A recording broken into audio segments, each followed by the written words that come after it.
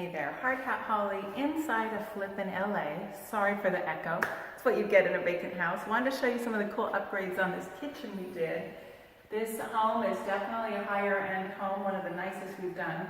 We have this custom made raised bar that the custom cabinet maker did this work. It looks really nice. And you've got room for a good 5 to 7 bar stools, depending on how close you want to put people. And how fun that people can just sit here and talk to the cook or the chef. And right over here, I want you to see our waterfall edge, where we took the quartz right down. It's definitely more expensive, high-end finish, and warranted in this neighborhood. Thanks for watching this video. Make sure you click the like button and the subscribe button to be notified of future videos by me.